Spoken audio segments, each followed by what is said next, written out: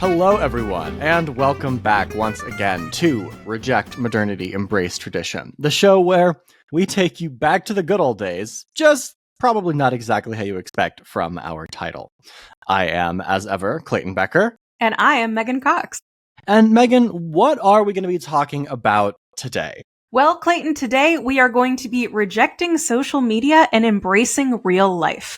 Embracing real life, we say, as we talk to each other from across the West Coast. Yeah, but you know what I mean. I know what you mean. So I know what you mean because I've read the notes for this episode, but probably people who are listening don't actually maybe know exactly what we mean when we say reject social media, embrace real life. So what specifically are we talking about here? Specifically today, we're going to be talking about basing kind of our sense of who we are and how we're doing in the world off of people in our real life community, rather than people that we only tangentially know or maybe even have a parasocial relationship with via social media.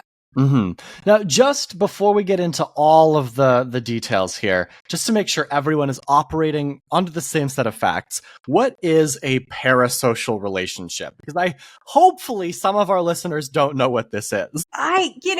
So that's funny that you asked that. I'm like, oh my God, how would I define a parasocial relationship? I would define it as a one-way relationship with some sort of media figure where you perceive that person as a friend or as someone with whom you have a connection.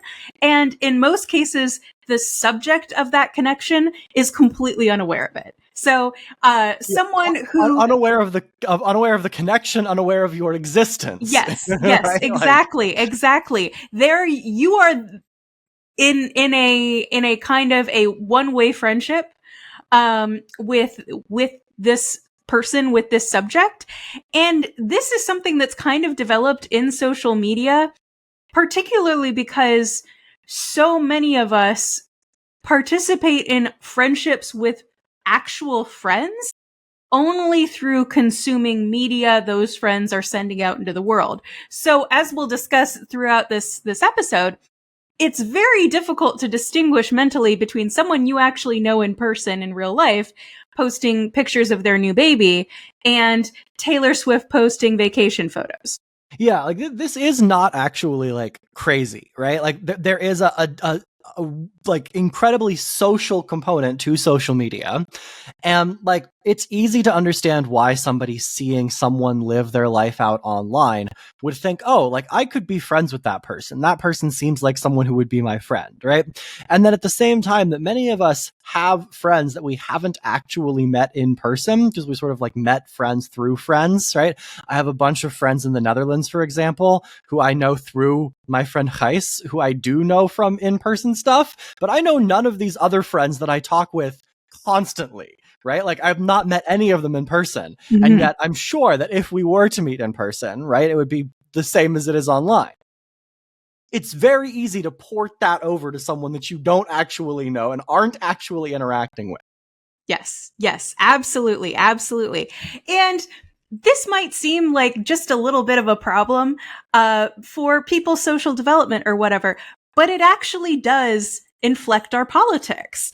And to illustrate a little bit how we're going to make that connection between this sort of parasocial relationship or over-reliance on social media for context and our politics, I do want to tell the listeners how we came up with the idea for this episode. Yeah, I think this is a bleak story, but it's bleak, but a good touch point here. It really is. So while we were doing the research for the Reject ICE episode, one of us, I think it was me, found that article where a reporter went to a Department of Homeland Security career fair and spoke with people who were looking to apply for different types of positions within Immigration and Customs Enforcement. And one of the applicants that the author spoke with was very clear about the fact that he was there for the money because ICE does pay very well, and said something that I thought was really compelling in terms of like, I want to understand what's happening here. Yeah, not compelling in terms of like, oh, this is like deep and like, Yeah, meaningful. No, compelling as compelled in me like, towards further yeah, research. exactly. Yeah, just to clarify for Yeah, everyone. yeah. This person said, quote, "My classmates came up in the same environment as me, but now they're off posting photographs of Lamborghinis on Instagram, standing on balconies of waterfront apartments." End quote. And I said to you, I texted you and I said, it is so important for us as a society to demonstrate that the Lamborghini posters are full of shit. And that is basically what we're trying to do right That's now. what we're going to do. Because the Lamborghini We have a posters, podcast and free will. the Lamborghini posters are indeed kind of full of shit, right? So yeah, we want to make it super clear, like, why we're doing this. Like, we've come to this from a point of like, wow, this is like actually impacting Socially how people are harmful. like how socially harmful and impacting how people are choosing to live their lives in like a very Yes. real way. Yes. Yeah, and it's bad. It's really Yes. bad. Yes, absolutely. So to kind of take us back to that, social media blurring the distinction between your actual real life friends who are your context, your peer group, and your reference group, and people who are not that. Social media makes it very hard for you to categorize the professional content creators as an other. In the 1990s, it was very easy to look at Monica and Rachel's New York City apartment on Friends and go like, that's completely unrealistic. That's ridiculous. No one would have that nice of an apartment on their salaries. It's a TV show. It's a set. Yeah. It's so much easier to do that in a TV show than if you are looking at a apartment on social media that may, for all intents and purposes, also be a set for the person who is creating content.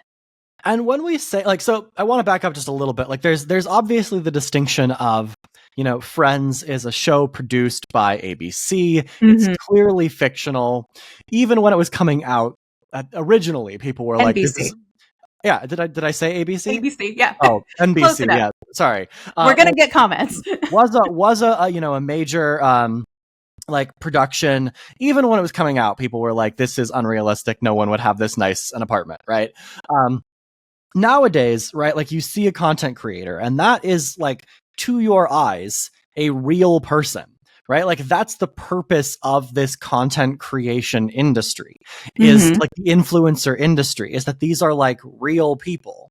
But quite frankly, like a lot of the people that you see being influencers on social media are either not really like that in real life, or they are playing like a heightened version of themselves as an influencer. Like I know this, I am sort of like, my friends got me a t-shirt that said niche internet micro celebrity for my 26th birthday. Because, like I do have some influence, quote unquote. John Zoller might call me a minor opinion leader or whatever, right? But like I am, I think, much more like easygoing and friendly and funny in person, as opposed to like the policy wonk, like frankly pretty angry a lot of the time dude that I am on TikTok, right? What is it? Your id? Your id is Diva Sunglasses? Yeah, exactly. I mean, and it's just like, it's not that like I am deliberately trying to do this. It's just that like the content niche I have fallen into demands that I can't just like monologue at people with this boring monotone or like, make jokes about horrible situations, right? And it's the same thing for like influencers who are not engaged in any sort of like political content making, right? Their niche that they have fallen into demands a certain affect, right? Demands like a certain level of professionalism or whatever, or a certain level of friendliness, by which we mean both like Friends, the TV show, and friendliness, like the affect, right? And so you're seeing real people, but they're not really real people, if that makes sense. Yeah, absolutely. Because I think, again, like the purpose of social media and influencer marketing is to flatten this distinction. the content is being produced for profit. A lot of the people that you see on social media that you follow because you like their style, you like whatever it is that they're saying or presenting to you, they are producing it not on the scale of Friends being made by NBC, but on the scale of a small but actual content creator. This is their job. Content creation is an industry valued at $31.9 billion. This was an insane number when I saw it in the notes. That's for 2025 so far. Didn't realize it was even half that big, right? Like, yeah. And it's difficult to kind of segment out the different markets, but lifestyle content, which is the sort of content that will show you somebody's nice kitchen, etc., that is valued at least $1 billion. So far this year. So far, yes. So originally, I think lifestyle content was a attractive niche for a lot of people, kind of like reality TV was an attractive niche for actual like production companies, because it's fairly easy and cheap to produce. You just set up your phone on a tripod in your kitchen and talk about your meal prepping, and all of a sudden you're making lifestyle content. Also, there was an incentive. It's like any pyramid scheme, basically. You get in there early and you start making content, and you are better positioned than someone who comes in behind you trying to make that content. The first mover advantage of being first in the door. Yeah, absolutely. So now an ecosystem has grown up around content creation that allows people to project a much more expensive lifestyle than they actually have. The expensive lifestyle is aspirational. And the subliminal messaging is you buy these products, you do what I'm doing, you follow my lifestyle, and you too can have this aspirational life. But you don't see the balance sheets. You don't see any of the additional legwork that is going into making any of that content. So in researching this episode, I actually looked for influencer spaces in LA to see kind of what the rate would be. And you can go to a particular content creation studio. I don't really want to give them free advertising, and I don't know how they would feel about it, so whatever. Yeah, let's not. But there is a place in Los Angeles that you can book for $175 an hour, and you can book a kitchen, living room, office, or bedroom, and batch produce content in a couple of hours and project a much more expensive lifestyle for a fraction of the cost. Whereas if you were to maybe upgrade your apartment, the visuals in these sets would probably add $1,000 onto your rent per month in any geographic location in LA. And also, I should point out that, like, given each of these sets is like its own thing, right? Like a living room, a kitchen, a bedroom, or whatever.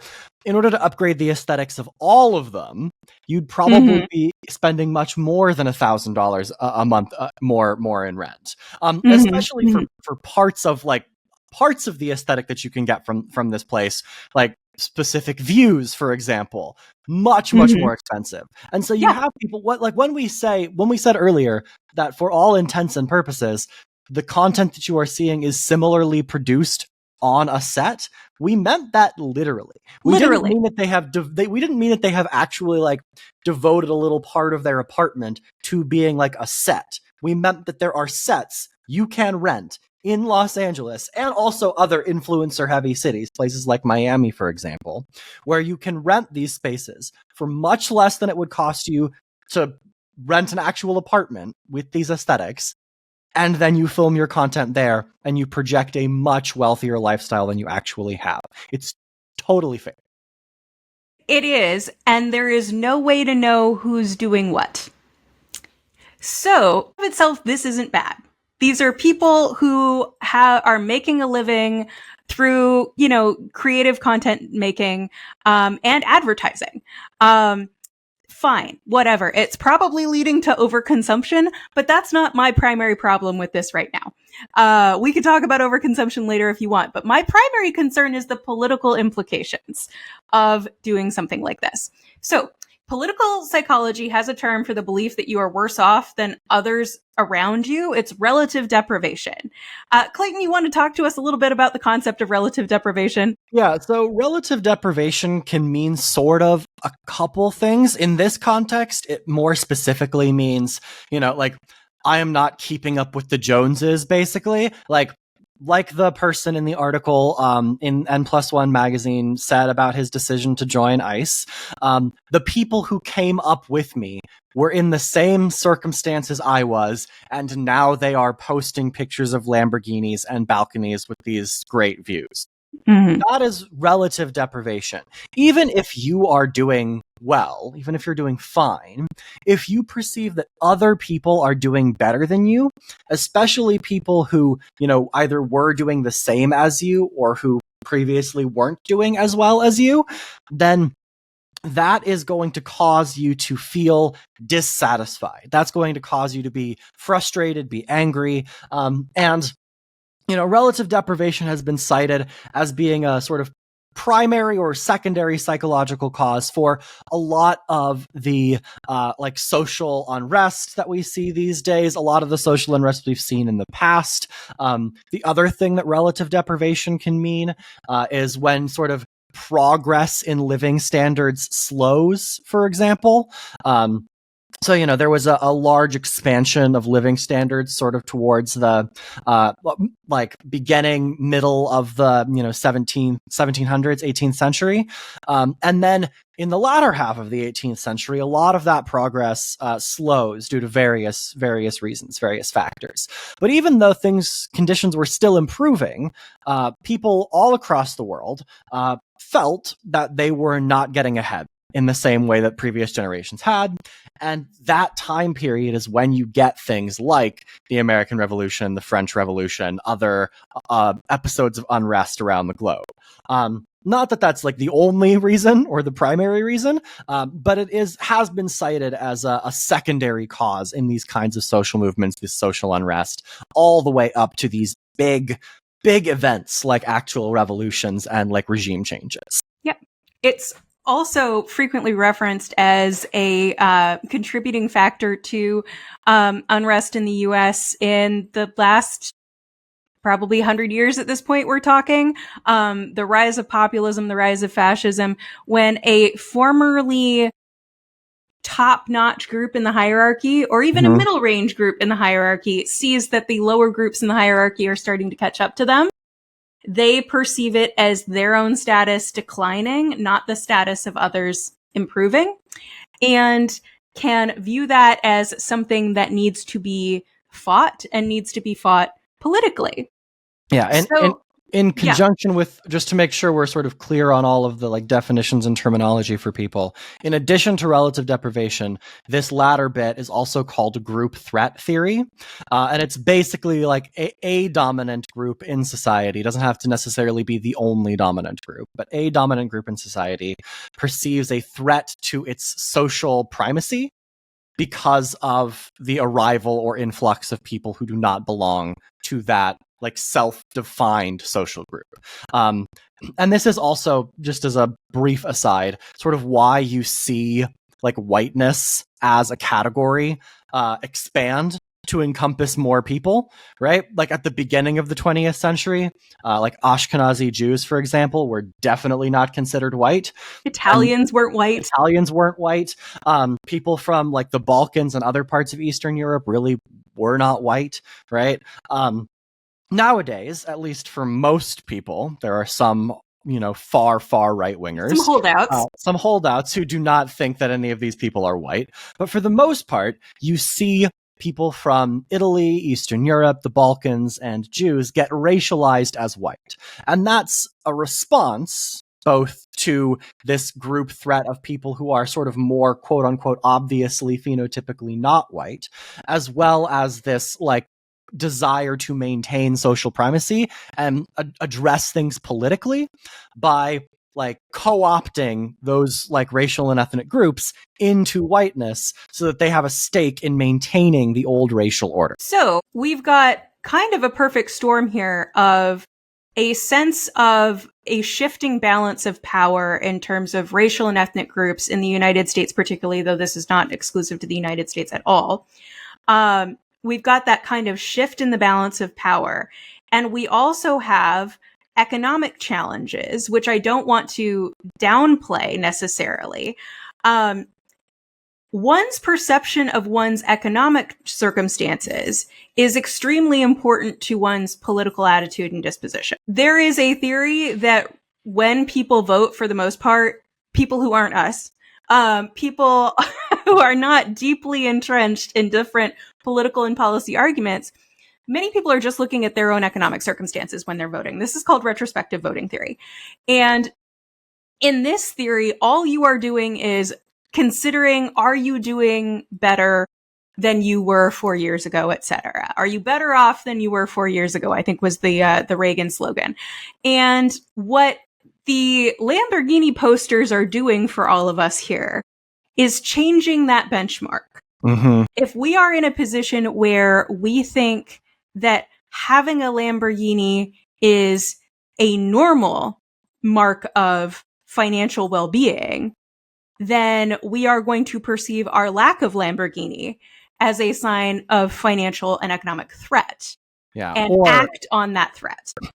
Or I think maybe more to the point that not only is the Lamborghini a sort of normal thing that we could achieve, it's like something that anyone could reach, right? If they just worked hard enough, right? Yes, we are not bootstrapping ourselves towards the Lamborghini hard enough. Yes, the idea is basically like, well, if these people who are normal people, right? Again, normal in scare quotes, right? If these people could achieve it, if the peers that I knew are posing with this Lamborghini, which is definitely theirs, totally theirs, that they purchased themselves, if that's the case, if they could do it, then I must be able to do it.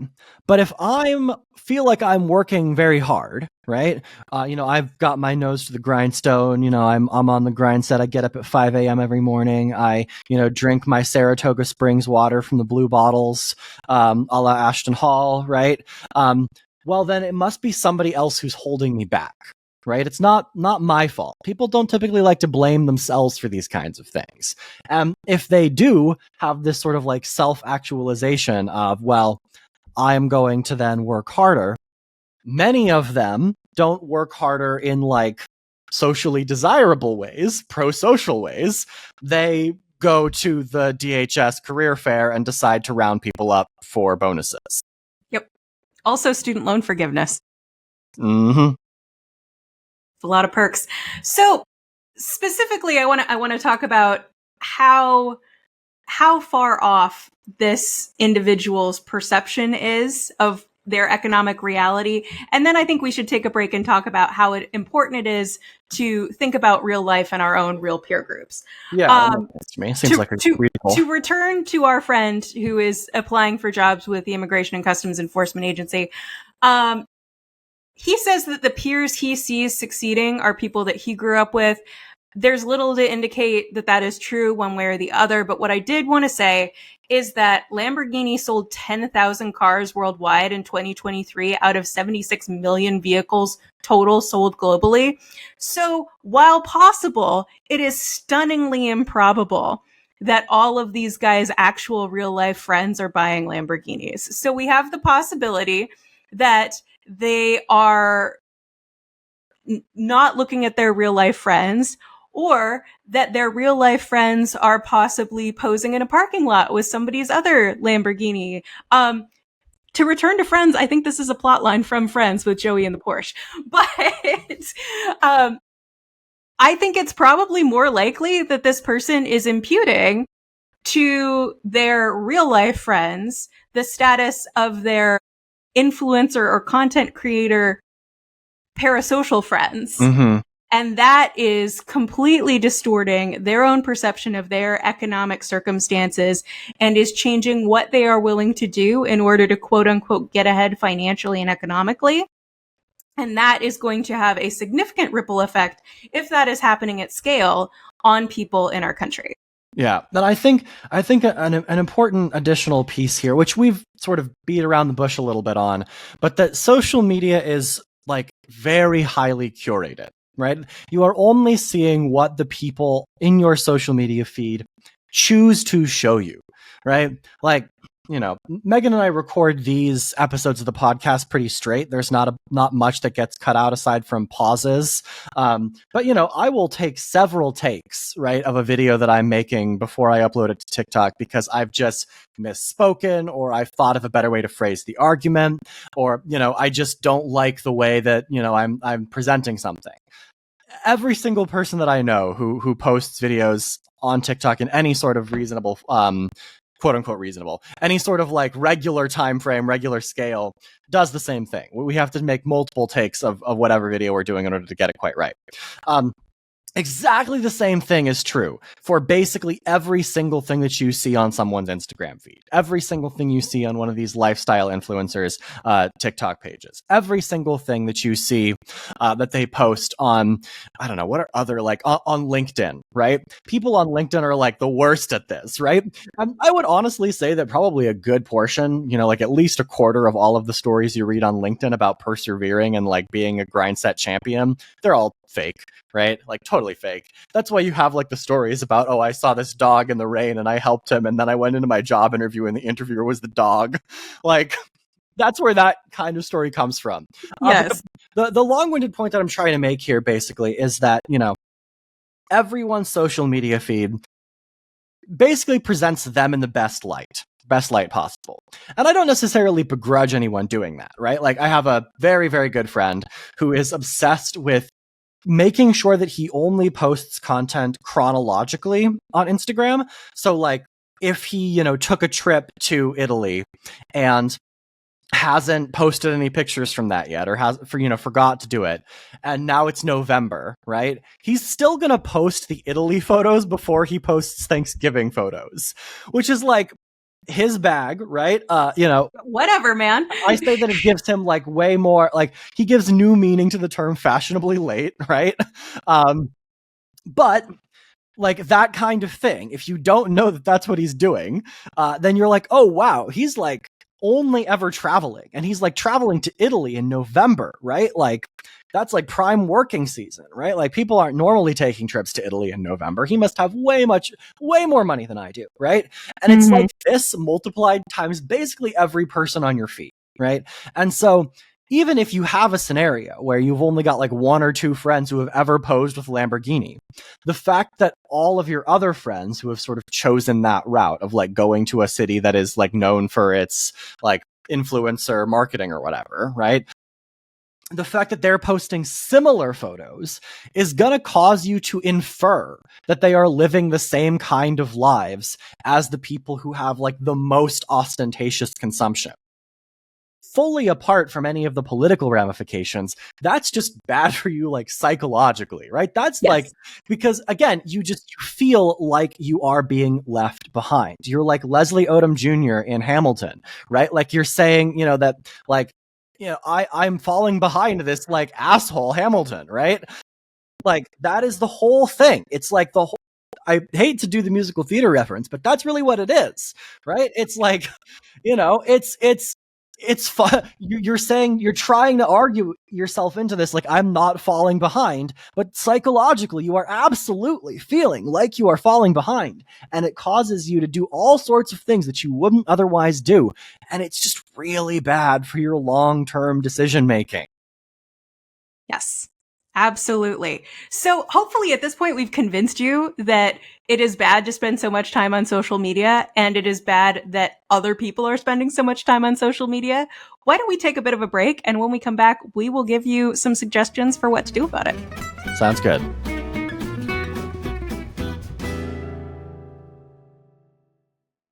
Welcome back. When we left you, we were talking about all of the different ways in which our over-reliance on social media is frying our brains and ruining our politics. Yes, we were. And so we want to provide a little bit of help, I suppose. It's a help, it's advice, right? On how we can embrace real life, spend more time with people like actually sort of physically proximate to us, and, stop trying to keep up with the Joneses of Instagram, who may just be renting a $175 Instagram ready apartment set, basically. So, Megan, how do we do that? How do we embrace real life? I think that we need to spend more time focusing on people we actually know, people in our own social circle, and making those connections, even if they aren't necessarily IRL touching grass. They can still be via social media, but they need to be with the people that we actually know and have context for and a fuller picture of.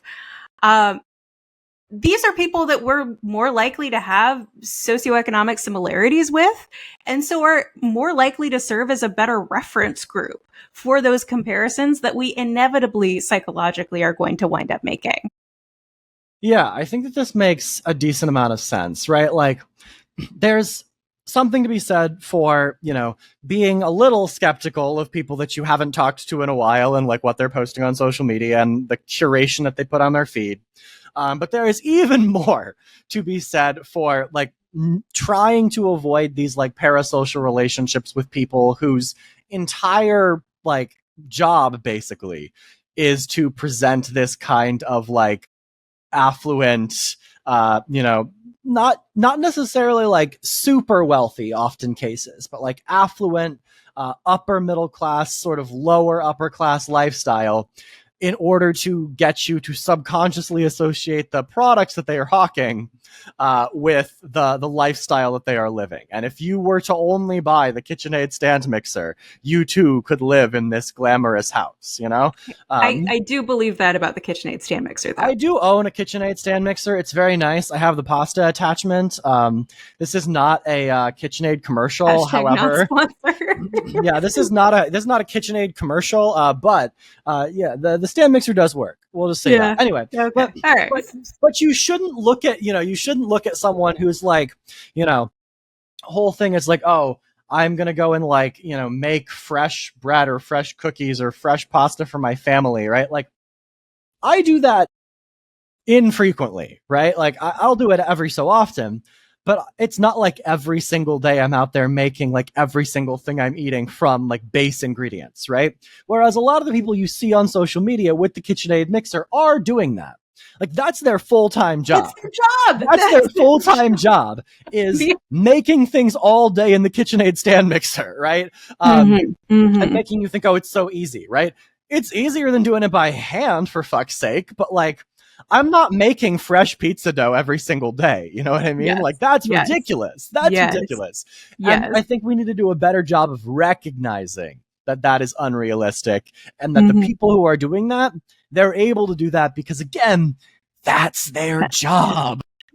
Yes, absolutely. Additionally, if you are primarily having your social media relationships or with people that you know in real life, you are more likely to have a better picture of their financial situation. You know where they actually live, and it's not the $175 an hour studio apartment set up in LA.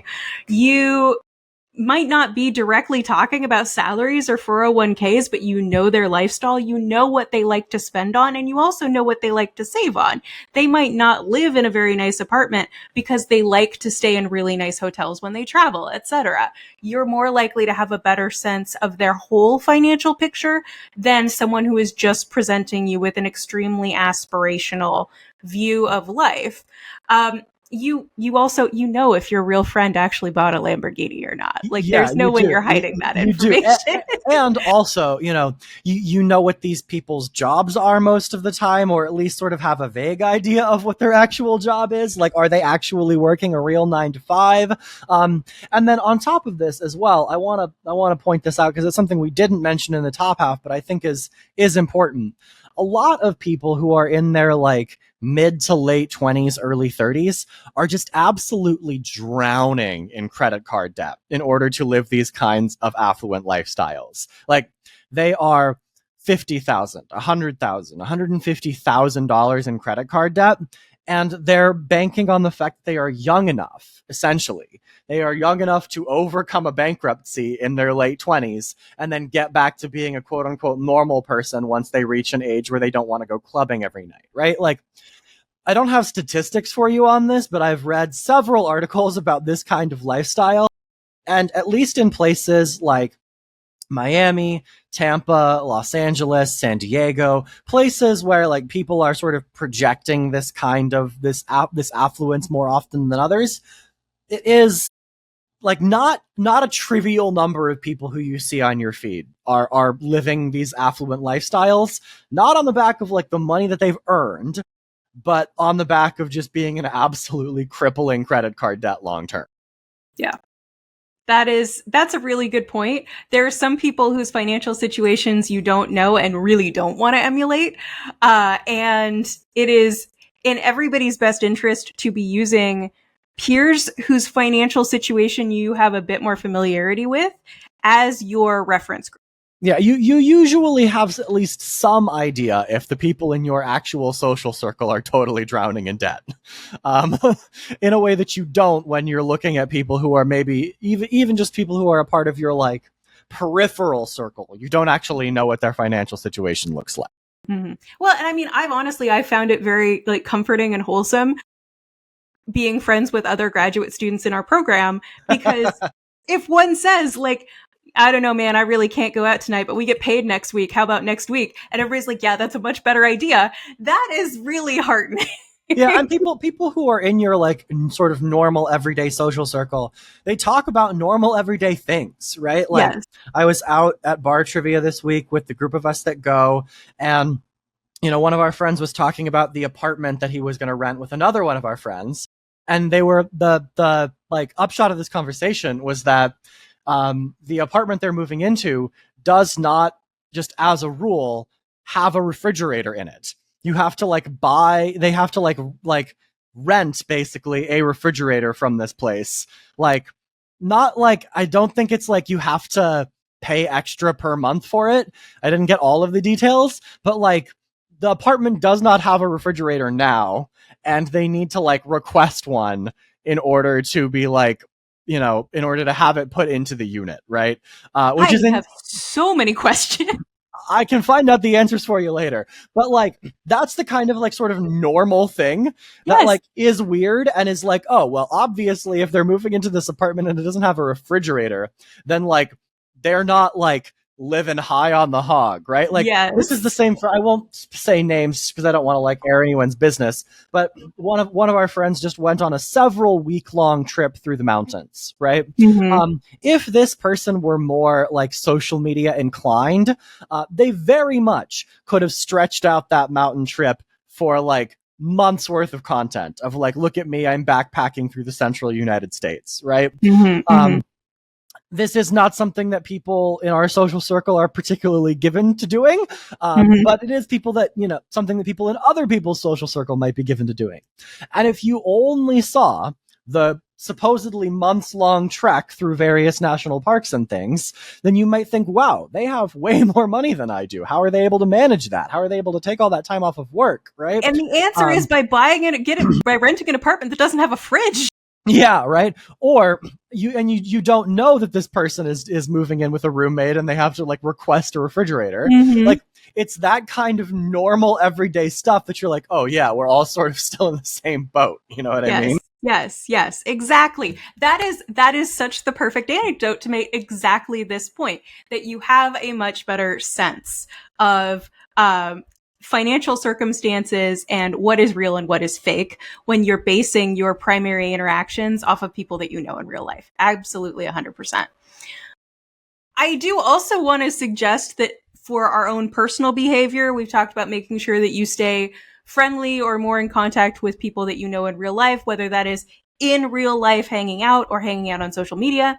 I would suggest embracing the gatekeepers, because there's this real weird land of your parasocial relationships are a blurry category Mhm. of people who are producing entertainment for you, but you think of them as your friends. I would say we should all be relying more on people who are producing content for us deliberately. Your friends, your TV show friends, as opposed to your social media friends. your Netflix, your Hulu, your other sorts of clearly professionally produced content, so as to cut out that middle actor as much as possible. Yeah, and I think this is a piece of advice that's like for you, particularly if you have trouble avoiding these kinds of parasocial attachments. Like, you know, you can sort of like feel if this is you, right? And this is something that I think is like fine in moderation. Like, it's sort of fine to like think, you know, oh, like Taylor Swift sounds like a person I could be friends with, right?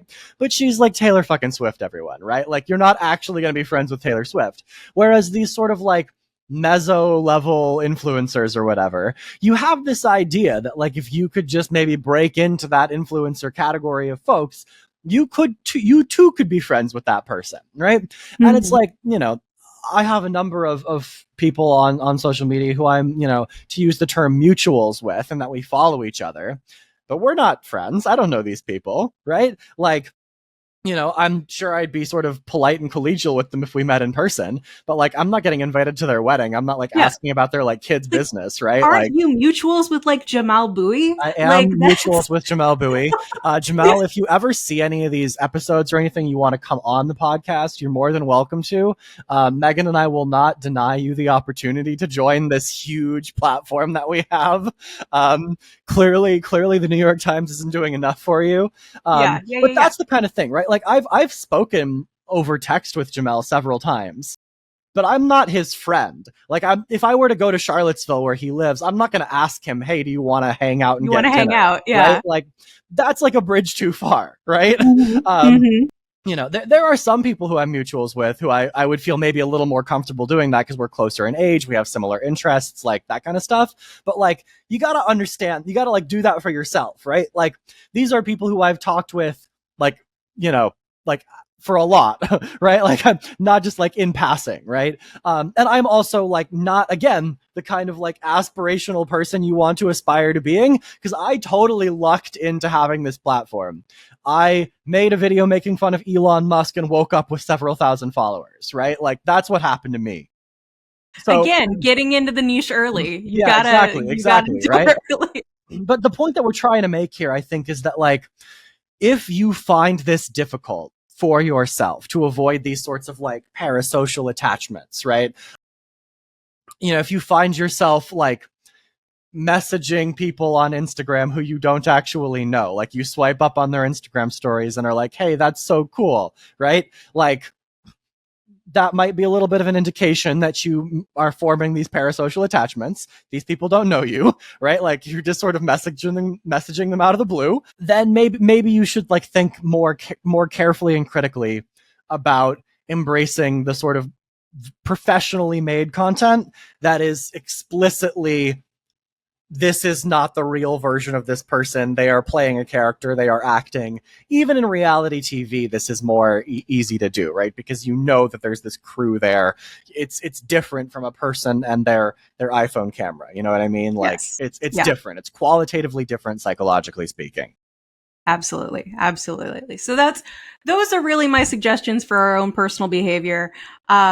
Focus your personal interactions on people that you know in real life, whether those interactions actually occur online or if they occur in person, and if you need to stop consuming that kind of content and to move on to content that is explicitly differentiated, as my friends are over here and the NBC television show Friends is over here. Yeah. I would also add to this bit of like personal behavior advice to actually go and touch grass occasionally, in the sort of purest sense of the word. Yes. Like, get out of your house, get out of your apartment, get out of, you know, just as much as I love cities, get out of the city every so often and go hiking, right? Like, go walk on, you know, a trail in a park. Go walk along, you know, like a bike path, right? That has, you know, like bikes and pedestrians combined, right?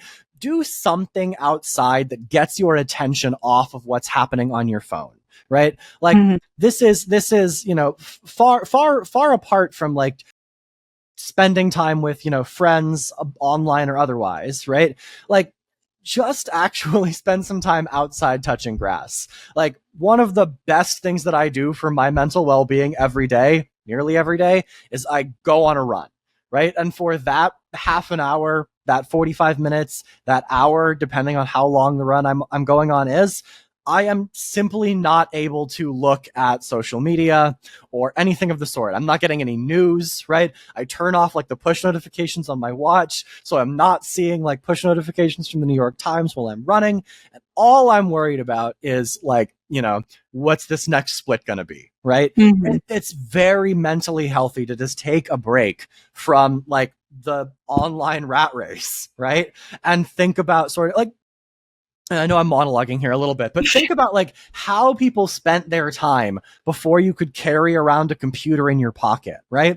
Spend a little bit of time each day, each week, spending time how humans, like, to put it sort of maybe strongly, but I think truthfully, how humans evolved to spend downtime, right? As opposed to having every single second be filled with consuming some sort of content, Yes. Yeah. Read a book, go outside, take a walk, right? Mm-hmm. Call your mom, right? Mm-hmm. Like, spend time doing something that isn't looking at your phone. Yeah, absolutely. I think that's probably one of the best things about having a dog is I take her out a couple of times a day and I do not take my phone. Like my phone is with me, but it's in my pocket, and I don't look at anything. And it's like, okay, let's just observe the world for a little bit. This is a time to be free of that sort of input. And it's really nice. It's very nice. Have to recommend it. Yeah. Yep. I think that's everything we have for personal behavior sort of things, but this is ostensibly a show about policy. So Are there any policy solutions here, Megan? To think about it a lot. I'll be honest. Like it took me some time to really brainstorm this.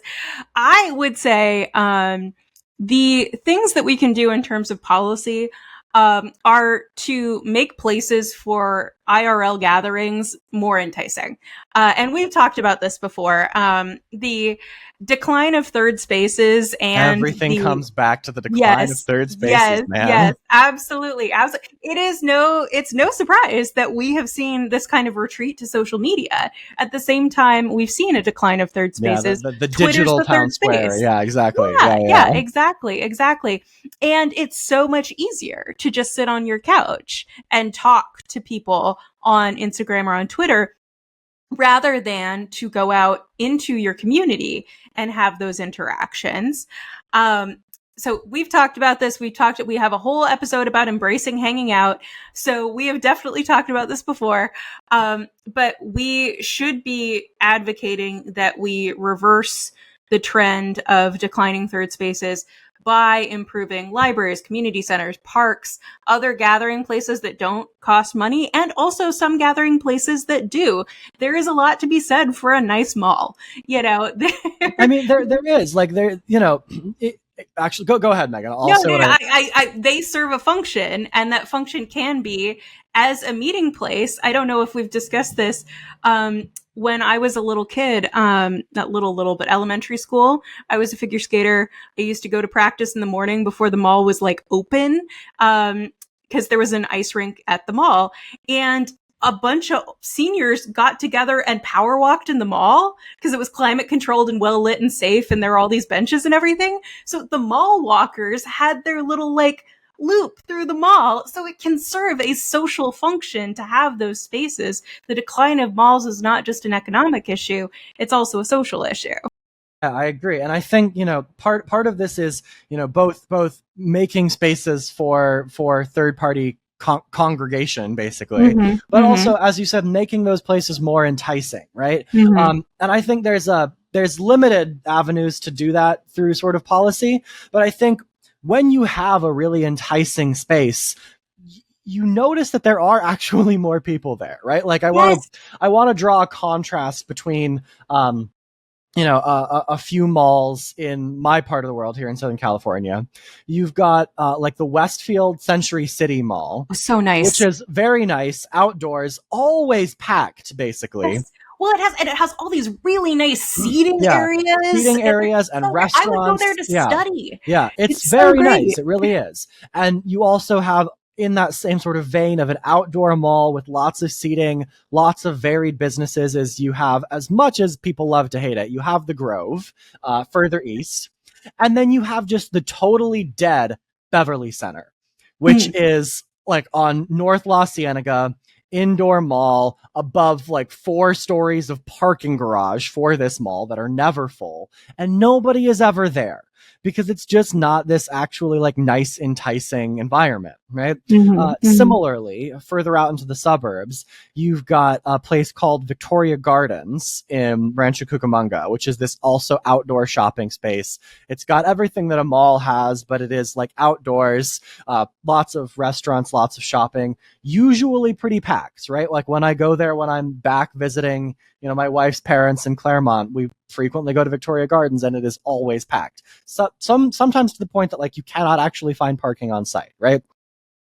Compare that to the Montclair Mall, which is a little bit further west, an indoor mall, trying to make a bit of a comeback with some of these sorts of like seating areas and that kind of thing, but much more closed storefronts inside, based around shopping rather than actually sort of a social experience of being there and having restaurants and that kind of thing.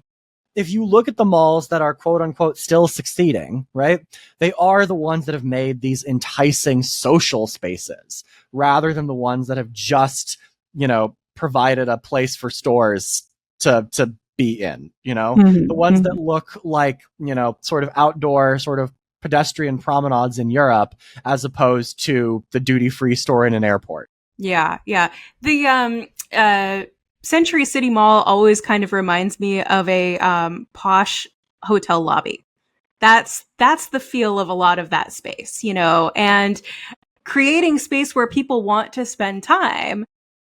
I mean, I think probably increases sales because people are willing to spend more time there, but it also serves as a sort of connective tissue for the community. It creates a space where people enjoy congregating and enjoy socializing. Yeah. So I think it has a lot of value.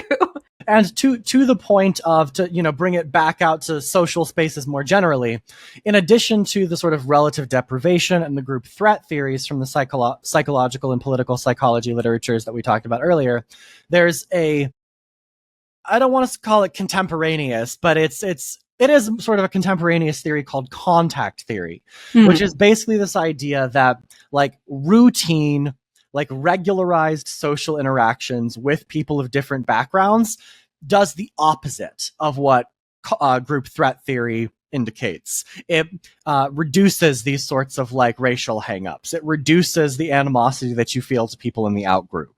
And having these physical social spaces where people can gather, where people can experience these like routine, like very low risk social interactions with people of varied backgrounds is part of the glue that holds a like multi-ethnic diverse society like the United States together. I think, I don't have like citations for you off the top of my head, but I really do believe that this decline in like in-person social interaction is a big part of why it seems like, like racial tensions today feel at least like they're substantially worse than they were, call it 20, 25 years ago. Yeah. Yeah. I feel that way too. I always wonder if we're just nostalgizing our childhood or, but at the same time, I also think there are some further policy solutions that can make those public spaces more enticing. And for the most part, certainly for us on the West Coast, that includes addressing homelessness. This is very much not a podcast about how to deal with that today. This is kind of a throwaway, but to acknowledge that increasing the housing supply, increasing the availability of drug treatment and mental health treatment, and increasing the availability of services that will help keep people out of homelessness and to move people back into housing will make it more likely that people are more inclined to spend time in third places, because very often third places wind up being a place for homeless folks to congregate, and many people are not comfortable spending time in the same places that homeless people are spending time. Yeah, and in addition to that, and also, on the West Coast in particular, or maybe just broadly speaking, places that have pretty nice weather all year round. like just making it possible for people to get around easily on foot or on bikes, right? Like this is something that I think is a good idea everywhere, but particularly in places where like you don't have 6 months of the year where it is either raining or snowing, right? Allowing people to not have to worry about what they're going to do when they get there in terms of parking, right? Allowing people to just sort of like spontaneously like roll out of their apartment and like walk or bike somewhere and have the somewhere that they are going to be an actual destination, right? Like you should be able to in the United States, as you are in many parts of the rest of the world, as we continue to harp on this podcast, right? You should be able to get out of your apartment door, your house door, your front door, walk 5 minutes, and the place where you end up is a place where something is, right? You're not stuck in this like liminal space in between things to do, right? That's a pretty tall ask, I think, right? But I think that people would be less inclined to live their lives on social media and see people on their phone doing things if they could go out and do something in shorter than a 15-minute drive to something that's fun to do. I think that's probably true. The last more community building point that I wanted to make is that socially, as much as possible, we should embrace social or community building opportunities, street fairs, festivals, etc. My parents live in a small town in Oregon now, and it is like the absolute stereotype of a small town in that there was a strawberry festival at the beginning of summer, and there's going to be a harvest festival at the end of the summer, and they have all kinds. Do your parents happen to live in like Twin Peaks or Dual Spires or any of these other sort of fictional small towns? Not aware festivals? Of a whole lot of murders. But it's like there's a reason these stereotypes exist, right? This is like how small towns function. So that brings everybody out together. And it also creates that kind of sense of interpersonal trust and so on. Many other good things come from this sort of occurrence in real life, but it puts you in more contact with people in your actual community who should be your reference group, not somebody with $100,000 of credit card debt in Miami. Yeah, exactly. Not someone who's paying $175 an hour to rent some sets in Los Angeles, and not the person who is posing with a Lamborghini that they found on the street, or that they asked someone with the Lamborghini if they could take some photos of. Absolutely. Absolutely. And to return to the Lambo posters for a quick minute, to the extent that people are experiencing like actual economic hardship, we should be doing our best as a country to be trying to mitigate that. Honestly, we shouldn't be deliberately impoverishing our citizens. And I think we could all list a bunch of ways in which our policies are falling short of that minimal goal. Yeah, I mean, do you have another hour for... We don't. This is a throwaway. Just something to say, honestly, like to the extent that it's not imaginary deprivation that is happening here, that there are people experiencing like genuine economic hardships that we could address through policy. I don't think we should be making life harder than it has to be. There are positives to things like jobs programs. Historically, they tend to deter fascism. So I don't think that's the worst idea. Yeah, not the worst idea, right? Not the worst idea at all. Even like this. So again, a throwaway. We're not going to go any further with this, but there is something to be said for bored young men causing problems, and even having like the worst kind of sort of like make work job you can imagine is superior to what those people end up getting into when they don't have that like bullshit make work job. And I think that we should be willing to make that trade-off as a society of like, well, we'll spend a little money to make sure that like the Stephen Millers of the world don't actually go and become like crazy fucking assholes in government. Like on an individual level, I'd be happy to pay somebody $18 an hour if they promise not to become a fascist. Yeah, I would. Like, I too would make that trade-off. Yep, feeling good. Worth $18 an hour for me, definitely. All right. So just to be clear, that like that is what we're talking about and trying to avoid. I know we've been very flip about this, and it sounds like a flip kind of concept. Like, get off social media; it's turning you into a fascist. But I think we've outlined the logical chain here from feeling as though you are falling behind economically, people that you should be accelerating past, and the embrace of right wing politics. So I think that individuals are willing to put up with a lot in order to feel like they are regaining their sense of who they should be relative to others. Yeah. It's no coincidence that we started this anecdote with a person who was willing to take a job with ICE if it meant making enough money to catch up with his Lamborghini posting friends. Yeah. So there is a very definite political implication from the way that people are consuming lifestyle content online. And we need to be thinking about that and be aware of it and take steps to mitigate it to the greatest extent that we can, even though there aren't a ton of really concrete policy solutions. We should be encouraging that we mitigate these own tendencies in our own social circles. Yeah. And I think to just sort of leave you guys here with maybe one last reason why this actually matters, even though we're being a little bit more lighthearted about it. The average American spends between 7 and 8 hours a day on screens, not necessarily just on social media, but like 7, 8 hours of screen time. That is roughly 50% of the hours that you are awake on any given day, right? And I think that it is a little bit foolish to look at that and think that the way that you spend 50% of your waking hours will not have some actual tangible consequences for your life, for your decision making, for your attitudes. And if day after day, week after week, month after month, a good portion of those 7 or 8 hours is consuming this kind of lifestyle content that presents people as more affluent than they are, that convinces you that if you could only do the things they're doing, if you could just make more money, if you could just XYZ, then you too would be able to live the lifestyle that they are projecting. Like, that kind of thing compounds those days and weeks and months in a row.